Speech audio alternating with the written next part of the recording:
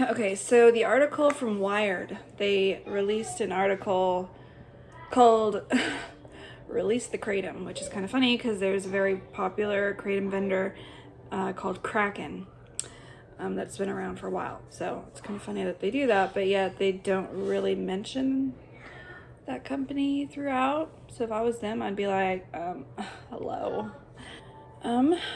I like some of the key things that I'm going to be posting here that stood out to me in the article. Sorry, I have metal and screws in my neck, so my voice is naturally fucked up, and that's just the way I will have to continue to live my life. So excuse my coughing. It is from that. So the first screenshot I like to bring up is the plant is surrounded by so much misinformation that it's often hard to separate fact from flackery or fear-mongering. So yeah, I agree. I think that is the main problem and why I've always been pushing for Kratom to be regulated for years, and I got a lot of heat for that from people in the Kratom community. Don't do that, it's bad if they regulate it, if it gets on the radar. You don't want it to be in the government's hands. You don't want it to be regulated. I'm like, yeah, you do. It's either regulated or banned. Pick your battle. I'm glad everyone's on board these days. I wish I would have screenshot all that shit. And the other thing, this one, a third of our clientele are looking for a caffeine-free alternative to get them through their day. Day says. I'm talking about soccer moms. The image of wealthy moms slurping Kratom tea in lieu of a cappuccino and trendy Bay Area residents popping Kratom pills socially just for its mild, mellow body high cuts strangely against the dire tone of most government reports on Kratom. Shout out, I'm actually from the Bay. Santa Clara County. And that's hilarious. Very wealthy area, from Cupertino, that's Apple headquarters. So that is my upbringing. That's my stomping grounds.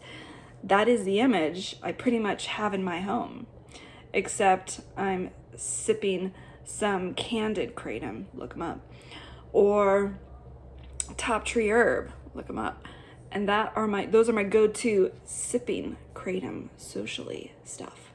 So I found that hilarious that they mentioned Bay Area, because that is the cliche, and I'm a part of that. The rich, educated,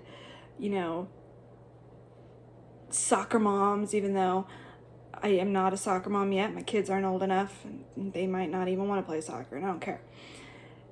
Living in the suburbs, and Day has her shop in Portland, which I live outside of Portland in the suburbs. So I'm going to have to go pay a visit. I'm like, hey. The other thing that I'll mention here, I'm trying to keep this video short and sweet. Last year, a seller in Michigan was forced to forfeit $1 million he's made hawking Kratom online because he was claiming it cured medical conditions like Lyme disease. There was a thing about saying Kratom can cure COVID. I've heard it all. Those are gimmicks. Those are marketing gimmicks. I should know. I'm a professional marketer. So it's total BS, but it's so common, and you just have to weed out those people. And that's what regulating Kratom will do. It will weed out those dumbasses. We should all be like, hell to the yeah. Let's get rid of these douches. Because, yeah, the plant is surrounded by misinformation, and research needs to be done. So I'm all for more and more research. I think it's very, very important. And the last screenshot I'll share. Desperate, she used her last $140 that she had, or her last 140. Money that would have otherwise gone to the destructive drug of whatever hard drug she was originally on in the story, on an ounce she found at a head shop. I'm sorry, ma'am, but it pains me to know that some douchebag at a head shop made this woman pay them $140 for an ounce. Ugh, shame. If you're watching this, don't ever accept those prices.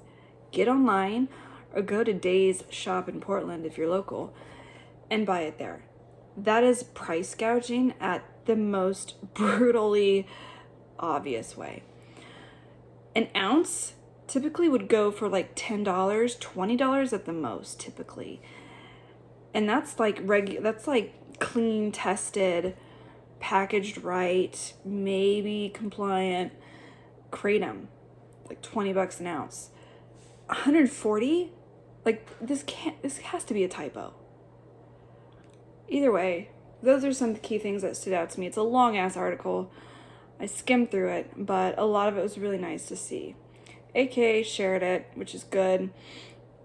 Kind of puts Kratom in a good light, which is nice. And then, of course, AK's most recent press conference was great, which I'll do a different video on that. But shout out to that. I was really excited to the news that I heard, things that I've been begging and screaming about for years.